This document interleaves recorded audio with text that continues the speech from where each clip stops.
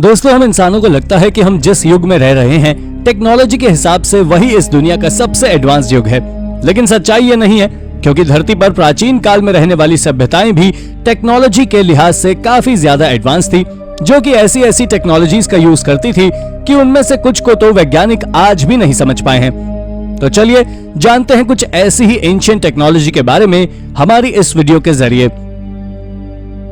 Number 10। दोस्तों, जहां प्राचीन दुनिया की टेक्नोलॉजी के बारे में बात हो रही हो और इंका सिविलाइजेशन का नाम ना आए, ऐसा तो हो ही नहीं सकता।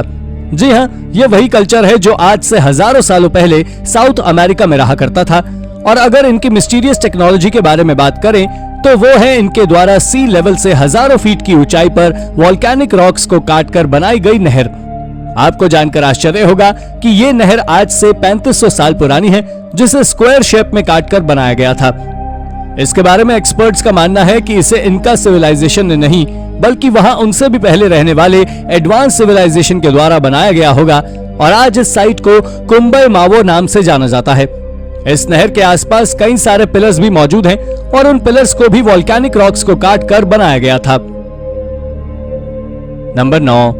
एंशिएंट टेक्नोलॉजी के द्वारा बनाया गया बाकू का मेडिन टावर भी किसी करिश्मे से कम नहीं है, क्योंकि ये 12वीं शताब्दी में अजरबैजान में बनाया गया एक मॉन्यूमेंट है, जिसकी कुल ऊंचाई 97 फीट है, जिसे साल 2001 में यूनेस्को के द्वारा हिस्टोरिक मॉन्यूमेंट्स में भी शामिल कर लिया गया है। आर्कियोलॉजिस्ट का मानना है कि यह मेडिन टावर ज़ोरोएस्ट्रियनिज्म या इस्लामिक धर्म का टावर था, लेकिन वहीं दूसरी ओर कुछ एक्सपर्ट्स का मानना है कि इसे पैलियोलिथिक एरा के दौरान बनाया गया था। आपको जान लेना चाहिए कि बाकू यूरोप की सबसे पुरानी सिटीज में से है और ये टावर वहां मौजूद सबसे पुरानी बिल्डिंग है, लेकिन 12वीं शताब्दी में वहां 97 फीट ऊंचे टावर का निर्माण हमें प्राचीन टेक्नोलॉजी के बारे में बताता है कि प्राचीन समय में भी टेक्नोलॉजी बहुत हद तक डेवलप थी। नंबर 8।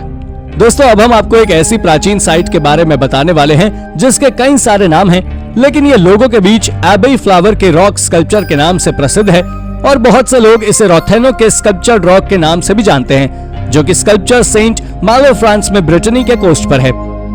ये कहानी 18वीं सेंचुरी के अंत की है, जब एक एबे फ्लावर नाम के आदमी को एक अजीब सी बीमारी हो गई थी, जिसके कारण उसकी बॉडी का आधा हिस्सा काम करना बंद कर दिया था। पर उसके बाद जो हुआ वो वाकई चौंकाने वाला था। दरअसल उन्होंने अपनी आधी काम कर रही बॉडी से रोथेनो के रॉक्स पर अजीब तरह की कार्विंग्स बनानी शुरू कर दी। उन्होंने कार्विंग्स को बनाने का काम 1870 में शुरू किया था और लगातार 25 साल बाद उन्होंने इस काम को रोका। शायद ही आपको इस बारे में जानकारी हो कि उन्होंने पत्थर के साथ साथ लकड़ी के स्टैचूज भी कार्व किए थे, लेकिन साल 1944 में लगी आग में वो स्टैचूज जलकर खाक हो गए। पर शरीर के एक हिस्से से इतनी सफाई के साथ कार्विंग करना वाकई गजब था। नंबर 7। दोस्तों, एबे फ्लावर के रॉक स्कल्पचर के बाद एक ऐसे स्ट्रक्चर की बारी आती है जो आकार और बनावट दोनों के मामले में ही बहुत ज्यादा आकर्षक है, और वो स्ट्रक्चर है यांगशान क्वेरी, जो चाइना में स्थित है। इस जगह पर लगभग सभी स्टोन्स को नैनजिंग्स ग्रेट मॉन्यूमेंट बनाने में उपयोग किया गया था, लेकिन उनमें से कुछ तो अब भी अधूरे ही हैं। आपकी जानकारी के लिए बता दूं कि अगर हिस्ट्री के हिसाब से देखें तो यह जगह 15वीं सेंचुरी में राजा योंगली के कहने पर बनाई गई थी, जो उन्होंने अपने पिता मिंग ज़ायोलिंग मौजूलियम के मॉन्यूमेंट के तौर पर बनवाई थी। इसे बनाने में ना जाने कितना समय लगा होगा, क्योंकि इसमें एक सबसे विशाल पत्थर है जिसका आकार लगभग 30 फीट चौड़ा, 15 फीट मोटा और 150 फीट ऊंचा है। अब तो आप इसके विशाल होने का अंदाजा स्वयं ही लगा सकते हैं। खैर, इतना सब कुछ जान लेने के बाद भी कोई नहीं जानता कि आखिर इस पत्थर को किस तरह चट्टान से काट कर निकाला गया था, जिसके चलते ये आज भी एक रहस्य है। नंबर 6। दोस्तों, स्टील और लोहे को पिघलाकर उनसे हथियार बनाना या उनसे बर्तन बनाने की टेक्नोलॉजी हमारे इतिहास के किताब में लिखी जाने से भी ज्यादा पुरानी है, और मैं ऐसा इसलिए बोल रहा हूँ क्योंकि पेरू, कंबोडिया और प्राचीन इजिप्ट के कई ऐसे मंदिर और मेगालिथ्स हैं जिन पर इसके सांचे बने हुए हैं, जो ना जाने कितने हजार साल पुराने हैं। आर्कियोलॉजिस्ट का मानना है कि ये मेटल क्लैंप्स यानी कि मेटल को शेप में बदलने वाले सांचे कोई साधारण सांचे नहीं है, क्योंकि इन्हें एथेंस की पार्थेनॉन बिल्डिंग तक में खोजा जा चुका है, जो दुनिया की सबसे प्रसिद्ध और प्राचीन बिल्डिंग्स में से एक है। इसके अलावा आर्कियोलॉजिस्ट ने इसके बारे में कुछ ज्यादा नहीं बताया है।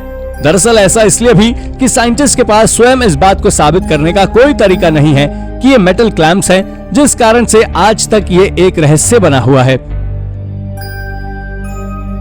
नंबर 5। दोस्तों, अगर मैं आपसे कहूं कि ऑलिव ऑयल की हार्वेस्टिंग का काम कितना पुराना है, तो शायद आपका जवाब 1000 या 2000 साल होगा। लेकिन यह काम आज से 5000 साल पुराना है और इनको हार्वेस्ट करने का तरीका भी हमारे तरीके की तरह ही होता था। सबसे पहले तो वो लोग इन्हें उगाते थे, उसके बाद इन्हें सितंबर के महीने में हार्वेस्ट कर उन्हें कुचल कर उसका रस यानी कि ऑयल निकालते थे।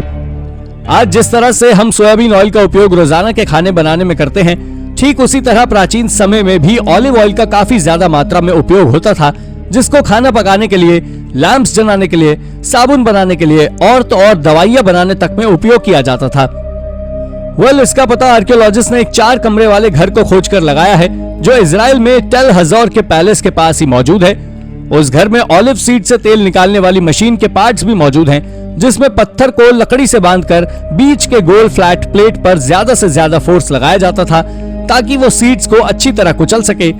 ये टेक्नोलॉजी वाकई कमाल की थी, जिसे आज हम भी उपयोग करते हैं। नंबर 4।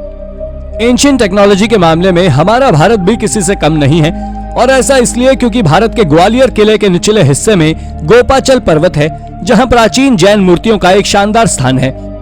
आपको जानकर आश्चर्य होगा कि सन 1398 से लेकर 1536 के बीच इन हजारों विशाल दिगंबर जैन मूर्तियों को पर्वत के पत्थर पर कार्व कर बनाया गया था।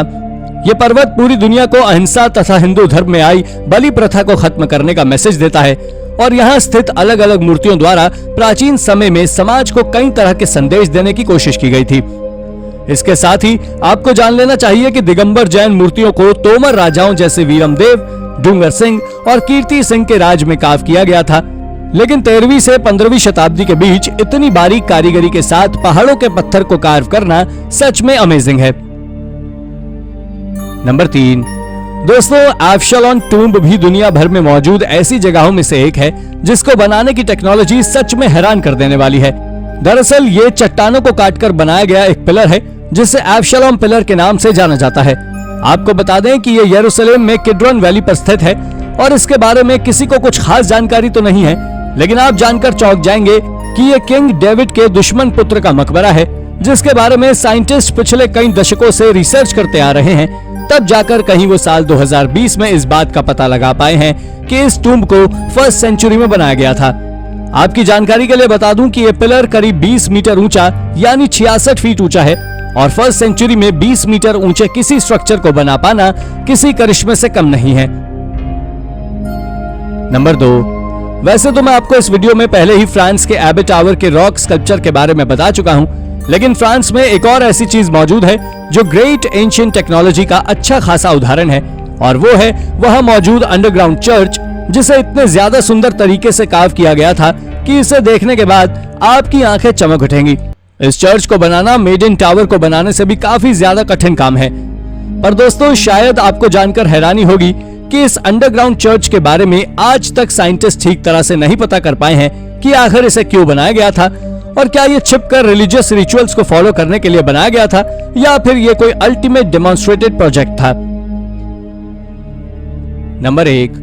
दोस्तों, लाइकोर्गस कप दुनिया के सबसे प्राचीन और प्रसिद्ध टेक्नोलॉजी से बनाया गया अब तक का सबसे सुंदर आर्टिफैक्ट है। दरअसल इस कप को कुछ इस तरीके से बनाया गया है कि इसे अलग अलग डायरेक्शन से देखने पर ये अलग अलग रंग का दिखाई देता है। जब साइंटिस्ट ने इस पर रिसर्च की तो पता लगा कि इसे बनाने में डाइक्राइट ग्लास का उपयोग किया गया था, जो एक तरह का ग्लास होता है, और ये ग्लास अलग अलग एंगल से देखने पर अलग अलग तरह की लाइट्स को रिफ्लेक्ट करता है। लेकिन अब सवाल आता है कि आखिर ये कप कितना पुराना है। तो आप में से ज्यादातर लोगों का जवाब 500 से 600 साल होगा, पर अब जो मैं आपको बताने वाला हूँ उसे सुनने के बाद आप शॉक हो जाएंगे कि ये कप 500 या 600 साल पुराना नहीं, बल्कि 1600 साल से भी ज्यादा पुराना है। ये बात वाकई शॉकिंग है कि आखिर 1600 साल पहले कैसे कोई रिफ्लेक्शन के लॉ को फॉलो कर इस तरह का कप डिजाइन कर सकता है।